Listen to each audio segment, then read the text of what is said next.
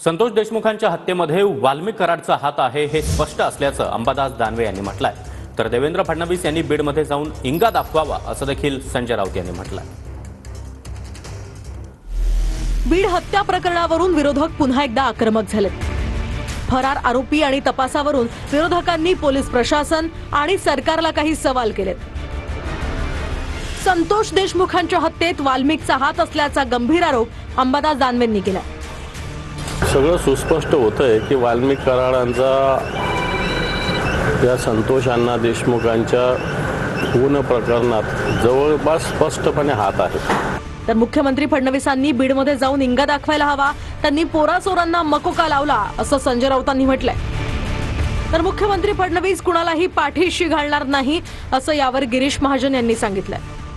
सन्माननीय देवेंद्र फडणवीस जी हे बीडमध्ये जाऊन आपला इंगा दाखवत नाही तोपर्यंत चालूच राहील। आज काही पोराटोरांना त्यांनी मोका लावला। माननीय मुख्यमंत्री महोदय आपल्याला माहिती आहे या संदर्भामध्ये त्यांचा अभ्यास अधिक गाढा आहे। ते स्वतः LLB आहेत, वकील आहेत, त्यामुळे ते कुठे कुणाला पाठीशी घालणार नाही। तर मुख्य आरोपी सोडून इतरांना मकोका लावल्याचं खासदार बजरंग सोनवणे यांनी म्हटलंय। एकच आरोपी फरार आहे, इतर आरोपींवर मकोका लावलाय असं यावर स्पष्टीकरण शंभूराज देसाई यांनी दिलंय। मोका लावला जातो तर मेन आरोपी सोडून मोका लावला जातो।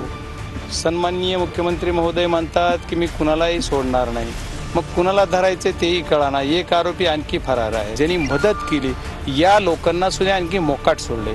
आरोपींना त्या प्रकरणामध्ये जे संशयित आरोपी आहेत त्यांना अटक केलेली आहे। एकच आरोपी त्यातला शिल्लक राहिलेला आहे। पोलीस पथकं त्याच्या पाठीमागे रवाना झालेली आहेत। मोका लावताना ज्या काही बाबी तपासाव्या लागतात ती तपासण्याचं काम देखील पोलिसांचं सुरू आहे। अजित पवारांकडे धनंजय मुंडेंचा राजीनामा घेण्याची नैतिकता नाही अशी टीका ठाकरे गटाच्या विनायक राऊतांनी केली आहे। तर बीडमधील घटना ही दुर्दैवी आहे। राज्य सरकारकडून कुणाला तरी वाचवण्याचा प्रयत्न होत असल्याचं अनिल देशमुखांनी सुद्धा म्हटलंय।